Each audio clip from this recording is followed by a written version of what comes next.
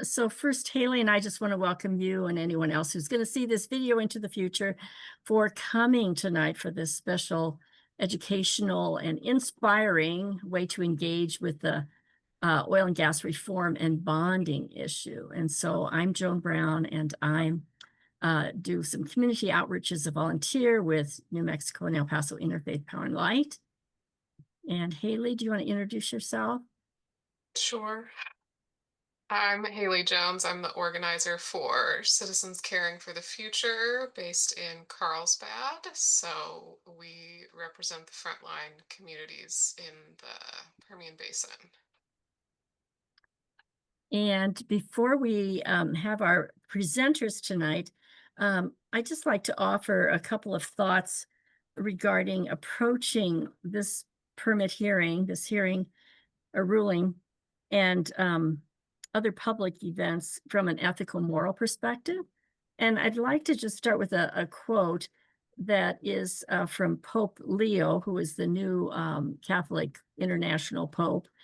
But it really is attributed as a command to all religious traditions. And he recently said, the great command that Jesus taught us is to love your neighbor as yourself.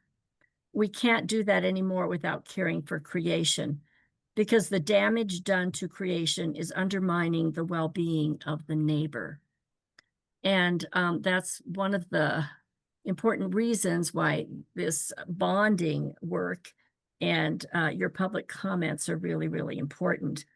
And as you do comment, I think it's really vital to bring up ethical, moral considerations. And for this issue, it includes fair compensation or money for the citizenry of the New Mexico in order to pay for damages done by oil and gas industry. The community concerns, which are the frontline communities, everybody, and also earth concerns, the need to mitigate negative impacts, which people need to be responsible for in businesses, and environmental justice, which is a huge issue here. And these kind of testimonies, it's always, I think, important. And I just share a little story. So a few weeks ago, we had a meeting with a staffer from Senator Heinrich's office, staffers from Senator Heinrich's office, about some oil and gas issues at the federal level. And we approached it, of course, from this, as faith people, from this ethical, moral perspective.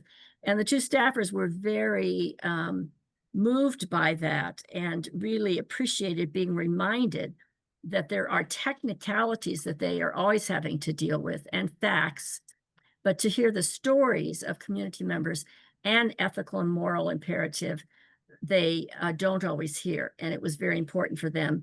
And actually, we talked a little bit about some things from Laudato Deum, which is a teaching encyclical of the late Pope Francis, to all people of goodwill on the climate crisis from 2023.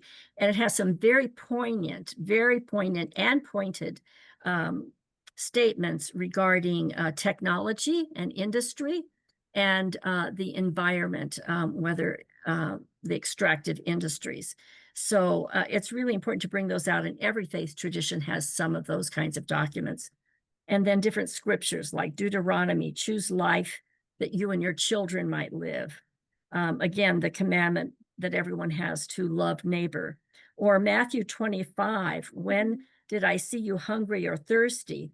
And that includes you can't really have food or drink if the land is polluted or the water is polluted. And so those are ways of bringing this into the context of facts, of stories, in order to promote right relationships, which is what this is about. So I'm just really pleased that we have our presenters tonight, Tanis Fox, who's one of the lawyers working on this concern, and Liliana, who is working with messaging and helping move forward this bonding campaign. So thank you so much for being here.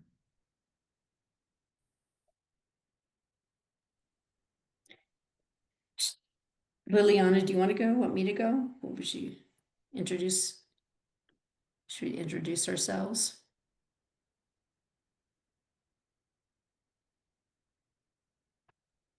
I'm happy to introduce myself and then let you go ahead into the presentation, Tanis, and I'll jump in for messaging.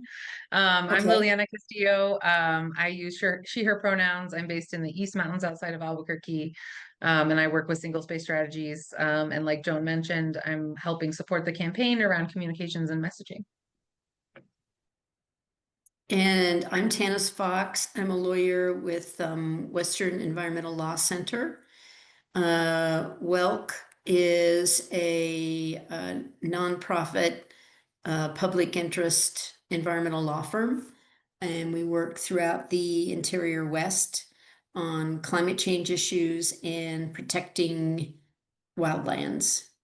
And I've done environmental protection work for about 25 years now. Practiced law a lot longer than that, but done environmental protection work for about 25 years. And I'm working with 3 other lawyers from WELC on this petition so I just jump in, Liliana, I guess, where yeah, in New Mexico, individuals and organizations are allowed or authorized to petition state agencies, state administrative agencies for rules. And usually in these rulemakings, it's usually the state that initiates the rulemaking process, because they're the entity that's going to implement the rules.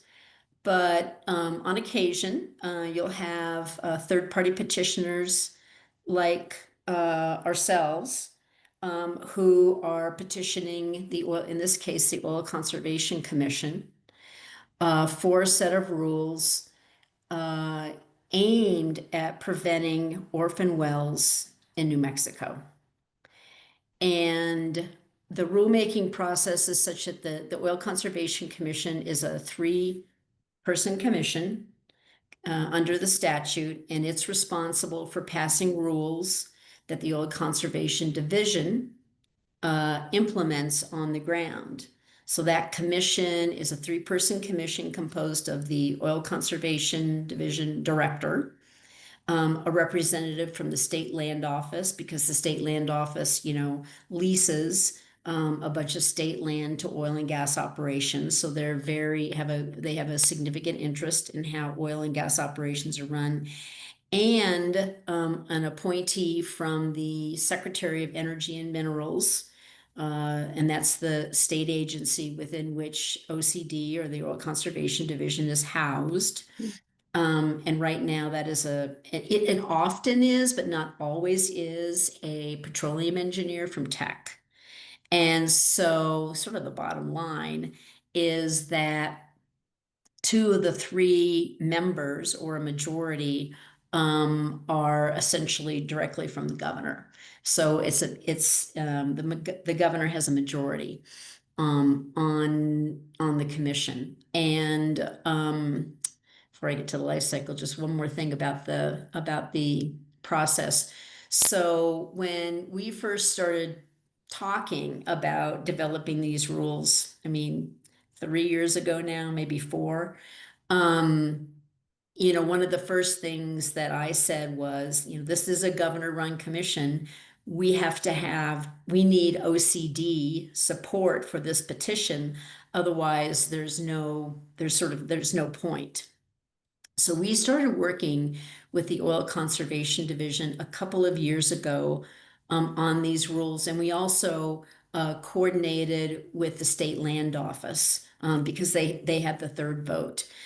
And, that relationship developed over time.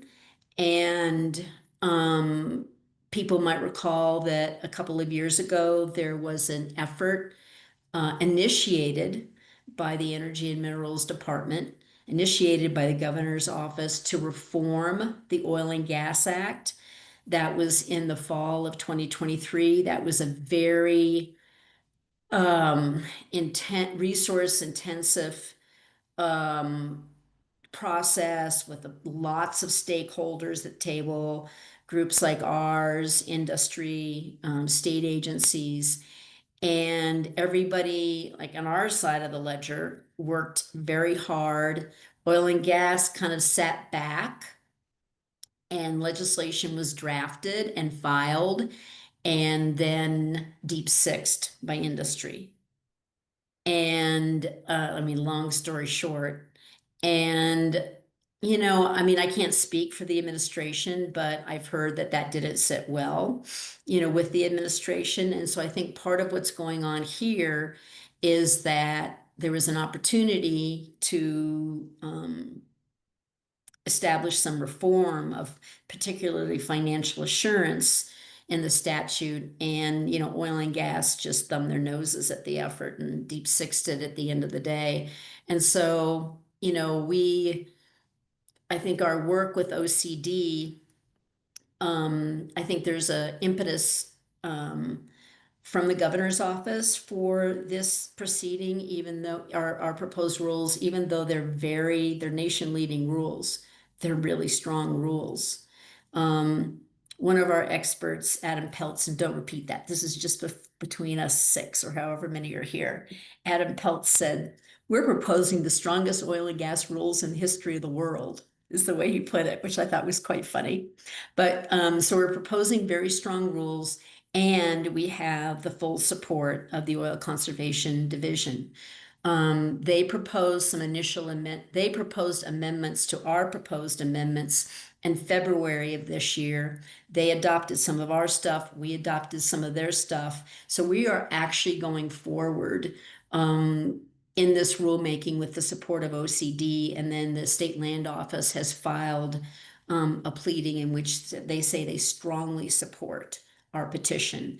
So we've positioned ourselves, I think, in the best place that we possibly could for something like this that is really, it's very significant, and it's being fought, tooth and nail by industry. So that's my little prelude about this rulemaking.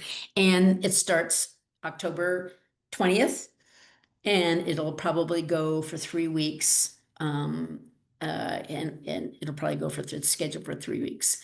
So in general, the life of an oil and gas well is such that it starts out as very productive and earns a lot of money. But every operator knows that it's not, it's a finite resource from that well, and the well will have a end of life. There's a, production curve that goes up and goes down, and then it ends. And at the end of that life, the well has to be plugged. Not only does it have to be plugged, what's called plugged and abandoned, and that means it's like secured with cement to make sure that the environment is protected, subsurface and surface. But there may be site remediation that needs to be done, because this is nasty business, as everybody knows. And sometimes there's site remediation that needs to be done, and can be more expensive than plugging. So every operator knows that cost is going to come at the end of the day. So you'd think they'd save up for that day, but they don't necessarily.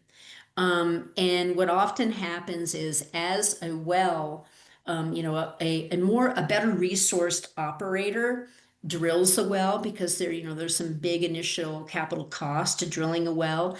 And then as the productivity and revenue from the well declines, the better resource operators often, not always, but often start selling these less productive wells to less financed operators. And this sort of goes down and get down and down and down until you get these wells that are kind of limping along, and they get sold to operators that are kind of limping along. And that creates this operators who have not saved for a rainy day, who have not saved for the time when the well is going to be plugged. And that can lead to this problem of these operators, these pretty marginal operators going out of business, leaving the state, abandoning all their assets, and then the well, and the plugging and reclamation for the well is left for the state. This is a national phenomenon, as you probably know, that began to be addressed under the Biden administration with a lot of money for orphan wells. So this, I mean, the phenomenon that I just described very, very briefly, it's a national problem. And New Mexico is a microcosm of that problem. So I guess next slide.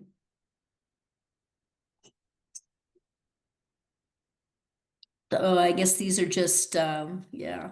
Yeah, I think these are just some examples. So this is a complex problem that requires, complex set of solutions and sort of multi-pronged policy solutions to get at. And so just, in overview, we're coming at this basically through three basic things that we're trying to do. One is increase the financial assurance that wells have to put up before they are drilled. So every well has to, the state requires that they put up financial assurance, which is insurance money against the prospect that these wells will become orphaned and the responsibility of the state. And right now, the financial assurance required in New Mexico in New Mexico rule is wholly inadequate. I mean, it's crazy inadequate. Right now, for example, the average cost for the Oil Conservation Division to just plug a well, not even counting site remediation, is like $163,000. But we've got a cap in the Oil and Gas Act for what's called blanket bonding. Blanket bonding covers a whole bunch of wells of $250,000. Well, do the math. $250,000 doesn't even cover the plugging costs to the state for 2 wells. So that's just crazy.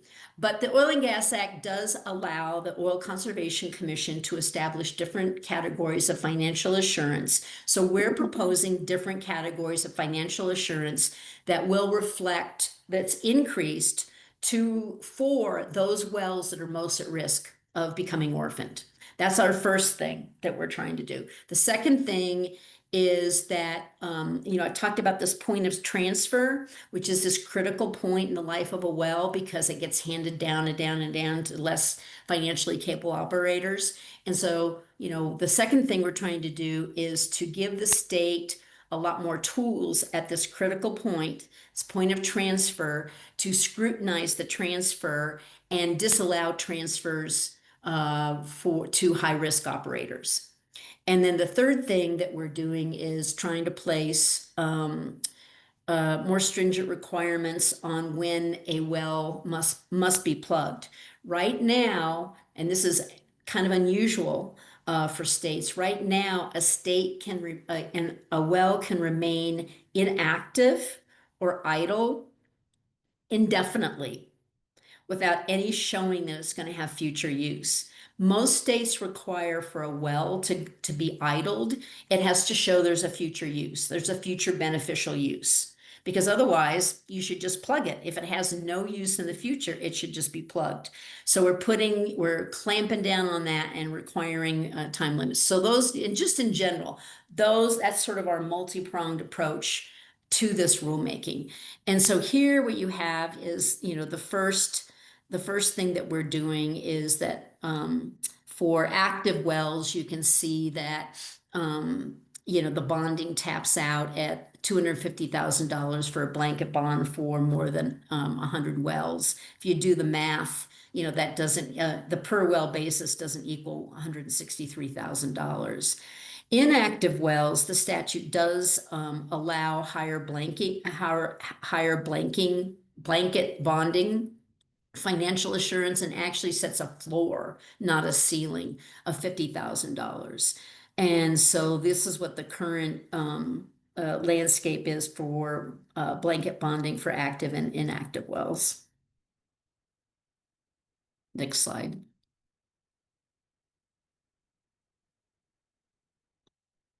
I don't really have any comment about the cartoons. So here's our petition, or the front page of our petition, and we're representing 9 organizations, including ourselves, in this rulemaking. So that's a whole bunch of organizations, including IPL and CCFF. And there we are there. We filed our initial petition in June of 24. So here, the first thing that first change that we're making is that, there's these different kinds of financial assurances. One is called a one well plugging financial assurance, which is for one well. And there's the blanket financial assurance that I've talked about that can cover a bunch of wells.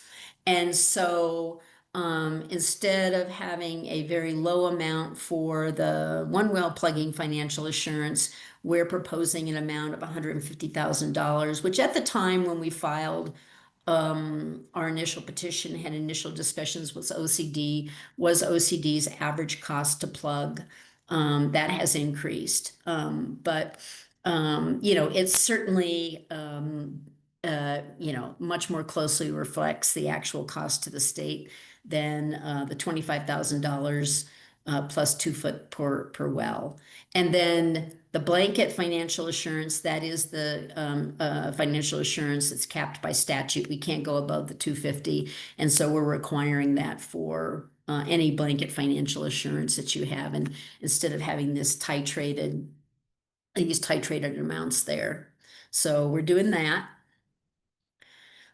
And here's really where we start to look at these different categories of financial assurance and increase financial assurance for these high-risk wells. And we've identified 2 categories of high-risk wells. One are low-producing wells that are just sort of limping along. And then the other are wells that actually are inactive. And both these sets of wells are at higher risk of becoming orphaned than, a really robust, highly productive well. This marginal well category is a category for low producing wells. And this was a category that was proposed by OCD, actually. And so it's the criteria for it includes a production amount, which is very low. 1,000 barrels of oil equivalent over 12 months, over a year is very low production. And there's also how often are you producing? Are you producing every day at some low amount? Because, actually, operators can make a profit with stripper wells, if you're familiar with that term. These amounts here are lower than stripper wells, and they have this time component too for marginal wells. And so we're essentially requiring for these marginal wells that are at higher risk, a one well financial assurance of the $150,000. So there's that, so that we protect against these wells. And another provision, and this is our I think our most maybe aggressive proposal, is not only to look at the individual wells, the marginal wells of an operator, to require one well insurance, but many of these operators that are in the business of acquiring these low producing wells. And because their portfolio of wells, consists of a lot of these low producing, high risk wells, the proposal is that we want to get at that idea, look at the operator on a portfolio basis, not just on an individual well basis. And so the proposal, and again, this came from OCD, although it was based off something one of our experts proposed, is that if an operator has more than 15% of its wells in either marginal status, which is, low producing status, or inactive status, means like the well's not producing at all, then they have to bond their entire portfolio based on one well financial assurance of $150,000. We've got data to support this. And the data also shows like, well, how many wells, would be, how many, if an operator had 20% and 25% of their wells in these categories, what that would look like. So there's that proposal. And then we have an implementation schedule, for all of this. Next slide.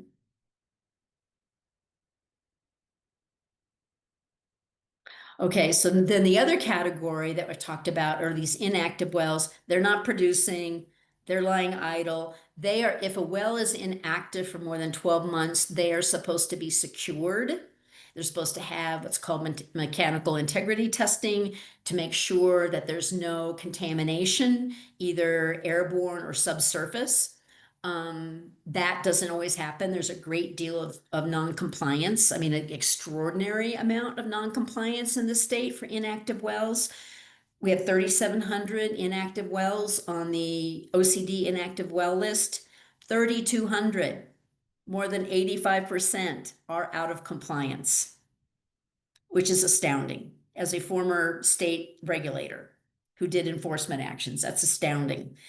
And so for the inactive wells, I mean, those are wells, like I say, they're not producing at all. They are at the highest risk. We would require for those wells that are either in approved status or unapproved status that they get bonded at this single well amount of $150,000. And we have an inflationary adjustment based on consumer price index that OCD has discretion to impose because what do you know, costs are going up. In case anybody hasn't noticed. Let's see. This provision is just a provision that actually clarifies current practice, which says that before you drill a well and before there's a change in operator, you have to put up the FA beforehand because you can't count on operators putting up the FA after they've already acquired a new well or they've drilled the well. So both for operator registration, when an operator is first going to, drill a well and get it going, and for operator transfer, we have proposed more stringent provisions to safeguard the state and the public against high-risk wells. And this language, which is highlighted, was actually negotiated with Oxy USA Inc. We practically begged industry to sit down at the negotiating table with us. Namoga and IPAM would have none of it.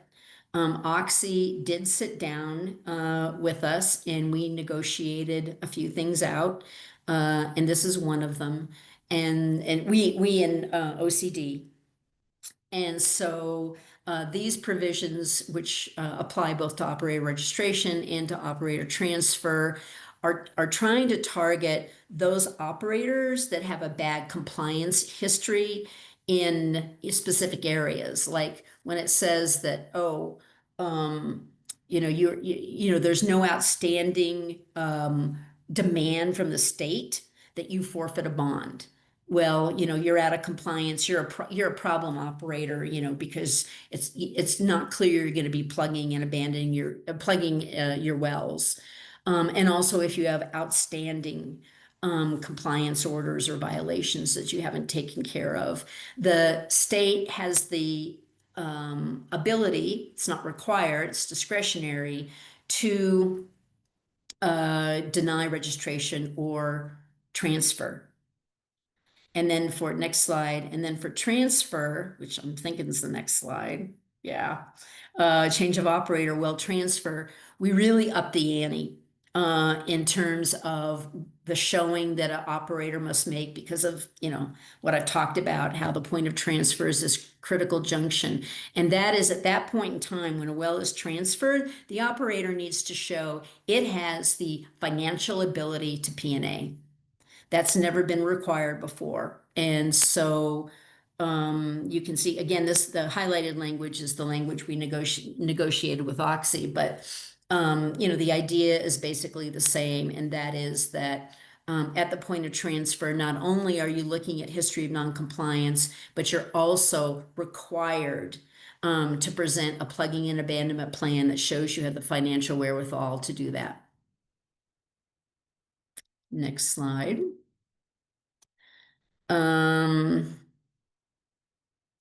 Oh, this gets a little complicated, but there are provisions in the rules that require OCD to make a compliance determination before certain actions can happen, like an operator registering, like a well transfer.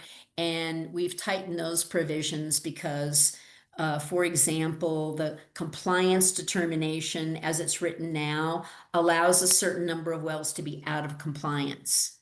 Now you might think, oh, that's counterintuitive, and like, oh, you might be right. And again, as a former regulator, I think, well, how can you have a compliance determination, but you're allowing wells to be out of compliance? That just doesn't even make sense. And so what this provision does now, the stuff that's scratched out, crossed out, allows a certain number of operator wells to be out of compliance with the plugging and abandonment requirements, but still get this compliance determination.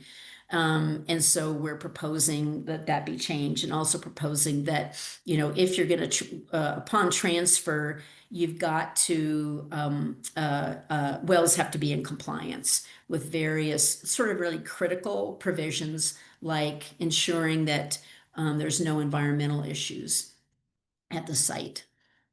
Next slide. Beneficial use is a concept that is used throughout the commission regulations, but has never been defined. And we're defining it for a couple of purposes. One is to make sure that, if a well is it is inactive, that they have to, and they want to show that they can idle it because there's going to be some future use. We wanted a definition in there to say, okay, you need to show there's a future use, but here's what that means. And what it doesn't include is speculative purposes for the well, because you get a lot of operators saying, well, technology is going to change, everything's going to change. Look what happened with hydraulic fracturing and horizontal drilling, and the technology has changed, and so I'm going to hang on to this well because technology could change in a few years and this well could become productive. No, you have to actually have a specific documentation about like how that well will be used. And so we're proposing that definition, and they are fighting it tooth and nail. And I might add that definition, one of our experts, we have 4 experts, and 2 have been in the oil and gas industry, which is really significant because they can speak with real authority, they can talk the talk, they've been there.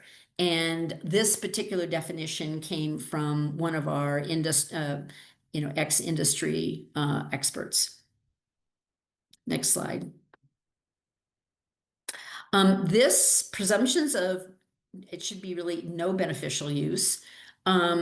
This actually also was an OCD concept, and the idea is this. This applies to wells that really, really are limping along. They are producing less than the marginal wells. They are producing fewer days than the marginal wells. They're producing only, fewer than 90 days in the course of a year, and fewer than 90 barrels of oil equivalent. So they're basically not producing. And so OCD proposed this as a way to identify these really, really, really marginal wells, to say, hey, given this level of production, we presume there's no beneficial use here. And it's an administrative presumption that can be rebutted by the operator. The operator can come in and say, oh, no, no, no, this well has a future. Here's why it has beneficial use. But if they don't prove that up to OCD, the well has to be plugged. So that's a very new concept. It's, I think, a great idea on the part of the division.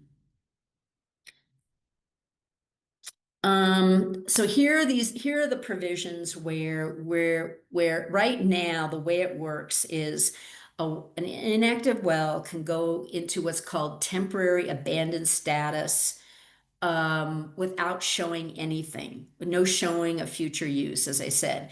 And that status can be approved can be approved by OCD every 5 years indefinitely, without any showing of future use. So, a well could be in inactive status for 20 years without any showing that it's going to be used.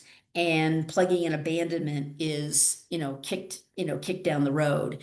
And so we have put more strict, we've done two things. One, we required a showing that this well does have future beneficial use in order to put it in TA status and not plug it. And we've put a time limit on that for 5 years. And then after 5 years, you have to come back to OCD in a public hearing and show that the well still has, does have future beneficial use, and you get 2 years there. And so in total, we're essentially proposing that a well can be inactive for 8 years, because you get 1 year before these provisions are triggered, and then you get the 5-year period and another 2-year period after a public hearing in which, organizations like ours and yours can participate. We've gotten a lot of pushback, obviously, from operators on this particular provision.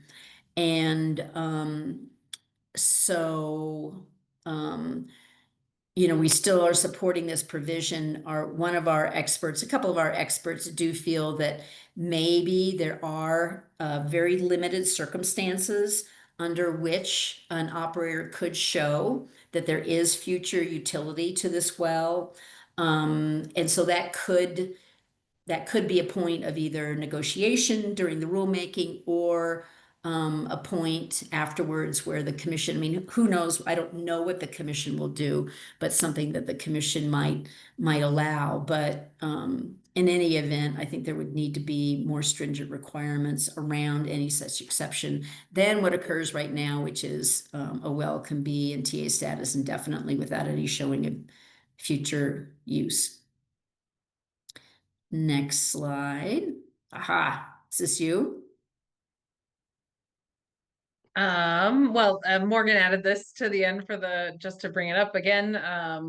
Folks can join the public hearing at the Oil Conservation Commission from October 20th through November 7th. That is like Monday through Friday. I'll get into more details about that in a bit.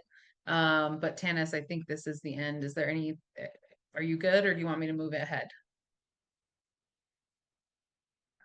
I'm gonna move. If you go into public, comment, that's great. There'll be opportunities twice a day for public comment, except for the first day. There's one opportunity. Thank you. Thanks so much, Tanis, for the overview. Appreciate it. All right, we're gonna get into like how to talk about this very complex issue, as Tanis just made abundantly clear for all of us. There's so many technical and complex details in this rulemaking, and thank goodness for attorneys to hash out all those details for all of us. And I'm sure you're wondering, like, how can I, a regular person who doesn't know what attorneys know about Oil and Gas Act law, weigh in on a process like this? And really where we're coming at this issue from like a regular person's perspective is really breaking it down to the values. Like what, getting down to the, like, why are we trying to change these rules? And it really comes down to that New Mexicans have such strongly held values for protecting our health of our families, of our communities, of our neighbors. as well as making sure that corporations are held accountable for their messes. And so this is what I would consider our top core message. If you drill it, you clean it. That is the message that we think the oil conservation commissioners need to hear the most. There's a lot of like details that you can get into about what kind of operator, what kind of well, how much oil and gas. But the reality is that New Mexicans highly value our air, land, and water, and our health, and we want corporations who drill wells to clean up after themselves. End of sentence. And so we're going to get into a little bit more detail about that here in just a second. Tanis shared a little bit about this, but the Legislative Finance Committee did a presentation recently to a legislative committee about a report that they did, and they looked into how many abandoned wells are there right now, how much does it cost to clean them up, and who is paying for that cleanup. And what that report showed is that New Mexico faces between 700 million and $1.6 billion in well cleanup costs. And when we say New Mexico, we mean public funds, because oil and gas corporations, the rules right now do not require oil and gas corporations to put up enough money to cover the cleanup, even if they were to be like proactive and working, trying to plug a well. There might not be enough funding in that bond for that to happen. And so this exposes taxpayers, public funds, communities, and our environment to harm, and contributes to a legacy of pollution here in New Mexico. I like to think of a bond as a security deposit. When you go rent a car or an apartment, you have to put down a security deposit, because if you like accidentally or on purpose bust a hole in the wall, the landlord is not expecting to pay for it, right? They're expecting you to pay for it yourself. And that's the same thing that we expect of oil and gas corporations here in New Mexico.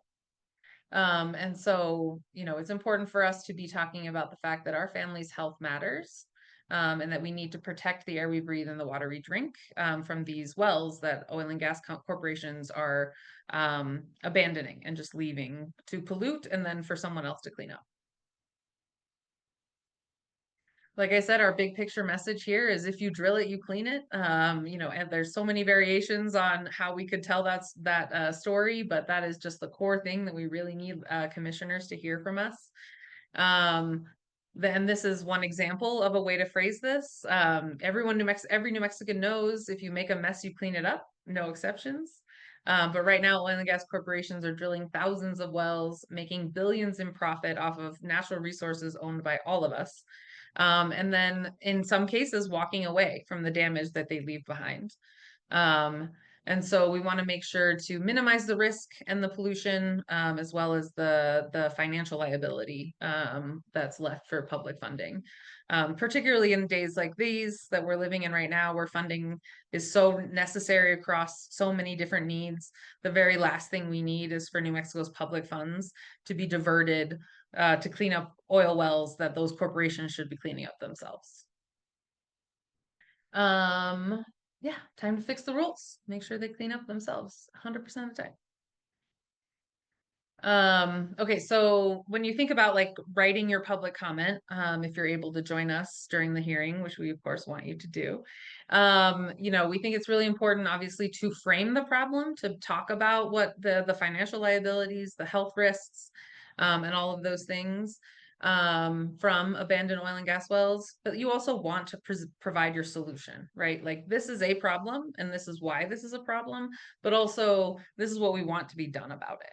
And we have really strong, as Tanis pointed out, provisions in the proposed rule changes. And so we want to make it clear that that is the solution that we want to see. And we consider these rules, no matter how nation leading they are, we still consider them common sense, right? And so it's important to strike a balance there. It's super, again, just a basic thing. Like, if you're going to make a mess, you clean it up. And that is a common sense thing. And that should be a standard that applies to everyone, including oil and gas corporations, no matter where, they're from. And then, thinking a little bit about the moral frame, I think Joan can probably get a little bit more into the moral and ethical frame. But, pointing back to like, this is about our responsibility. This is about making sure everyone plays by the same rules and no one gets to profit while leaving others with the bill or the mess. So that gets down to that moral frame. Here, these are some things that we think are really important for us to be pointing out as you're crafting your public comment. Again, these are really complex oil and gas wells, and we're talking about oil and gas drilling and cleanup and plugging and bonding, all these words that are just like, what do you mean?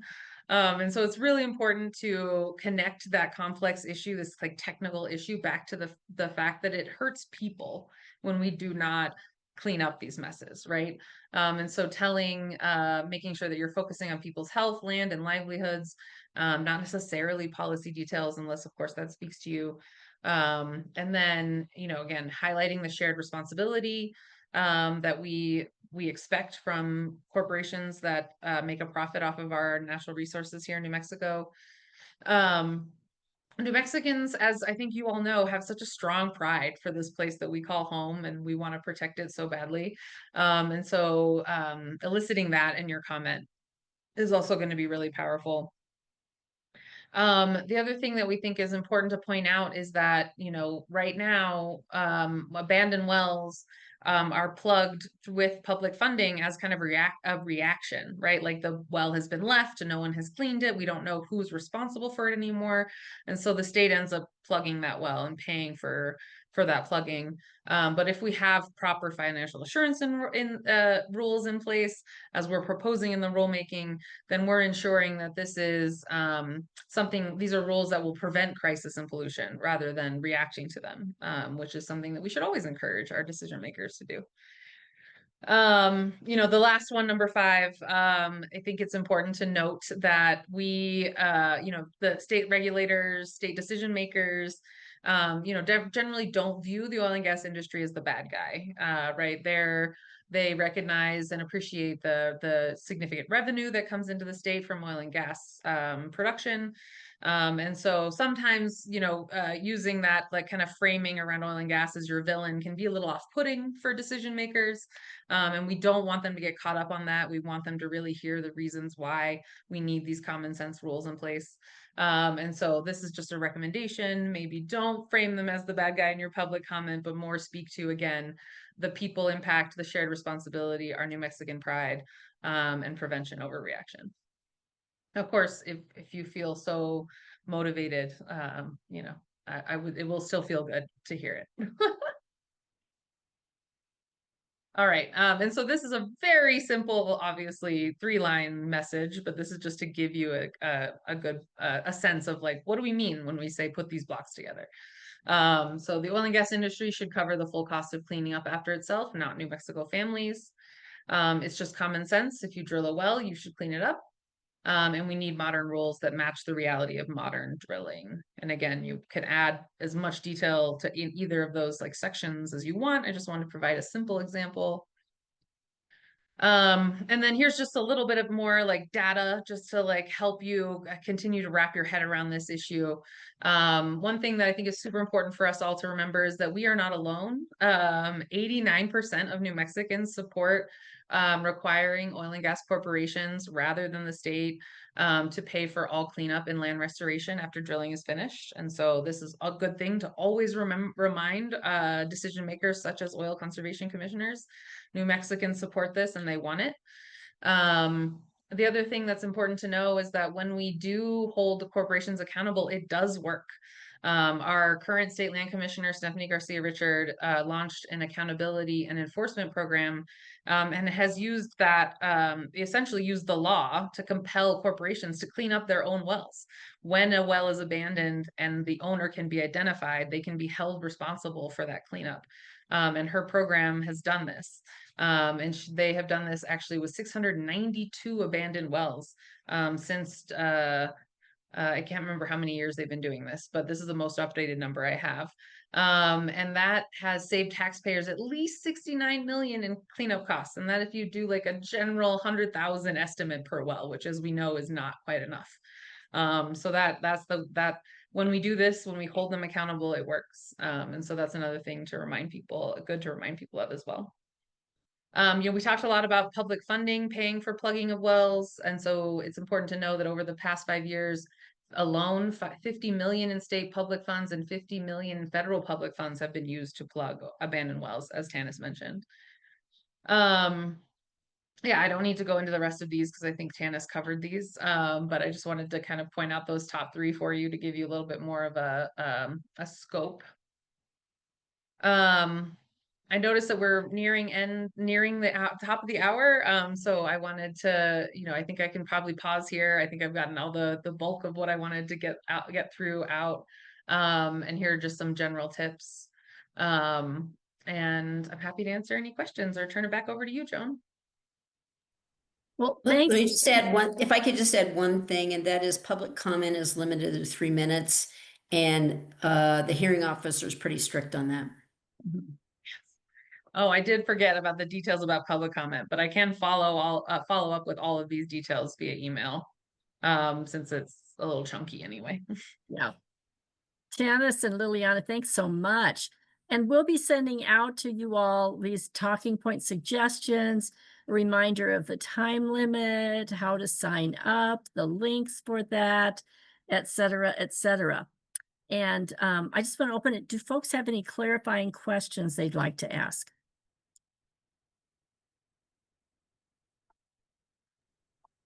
Okay, well, I have a just- question. yeah, go ahead. Sorry, this is a great session. It was really, really informative and helpful. And I hope, I don't know if you're planning to do it again, or we could figure out a way to get more people or something, because it's such good information. And I grew up in central Oklahoma, and I've been seeing these oil wells my whole life, and they've been getting away with murder. And I'm so appreciative of your work. Thanks, Dana. And you are a great spokesperson. This is recorded. You will have it in hand. You can share it to your heart's content, and you can invite many, many people to sign up to testify. And when you do, just let myself or Haley know, so we can keep track of that as well. So you'll get all this information. You can share this presentation. So thanks. Thank you. That's great. And then Pat? 2 things. One, does this mean that operators have to put up $150,000 for each well that they have? It means they have to put up a bond for $150,000. And generally speaking, the way bonds work is you put up a certain percentage of that amount. It's like, posting bail.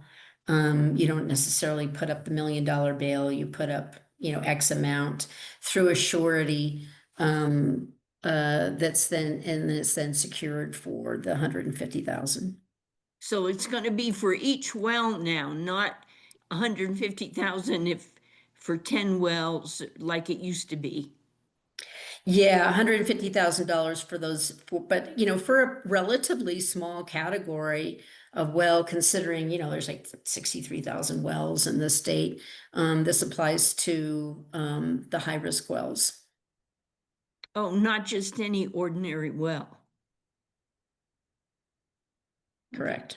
Okay, my second thing is it more important to give your thing orally, or can you just write something and send it? I think oral is more important. I'm skeptical the extent to which commissioners read written comments. Okay. But having said that and agreeing with Tanis, it's always good to submit your comment that you have spoken in writing as well for the record. And sometimes your comments are longer than you have time to offer those in speaking. So it's good to do both. But yes, the showing up is really, really, really important. Marlene? Yes. I'm wondering if there's been any kind of a study to show the total income from the oil and gas and the cost on the other end, so that people have a sense of whether or not the state is really truly making any money on this. The state is making a lot of money on revenue from oil and gas. There's no disputing, that. But what about the back end? What do you mean? It's the cleanup, that's what. It's the cleanup. Yeah, I mean, if you look at the cost of cleanup compared to what the revenues that are generated by the state, Right. that does pale in comparison, but they, the point is they have these revenues that they're generating, especially at the beginning of a well's life, and they're not putting that money away for when the time that they have to plug and abandon it. Well, all I'm saying is we always hear this is the revenue. The state is making all this revenue, but the state is also paying out on that industry by plugging in all their abandoned wells. Yeah, and all I'm saying is the state earns billions and billions, from oil and gas every year. If you look at the potential liability that LFC is estimating, which is between 700 million and 1.6 billion, the revenue to the state's greater than that on the one hand, but on the other hand, the state does not have 700 to 1.6 billion dollars to spend on orphan wells. So there's a real gap between what the potential liability is and what the state has available to plug. Mhm. Thanks, Tennis. Yeah. And then there's always the cost of healthcare and all those things that you can't estimate at all as well. So I think we're at time though. So this has been wonderful. Thank you so much. And we're so glad we have this recording to share. And thanks those of you that came, and we will be in touch. And please invite others to make comments. We want to have as many, many, many, many people as possible. And I know we can do it. So thank you again all so much. Very, very good. Thank you very much. Thanks so much Thank for you, coming. everybody. Okay, Thank you, blessings. guys. Bye.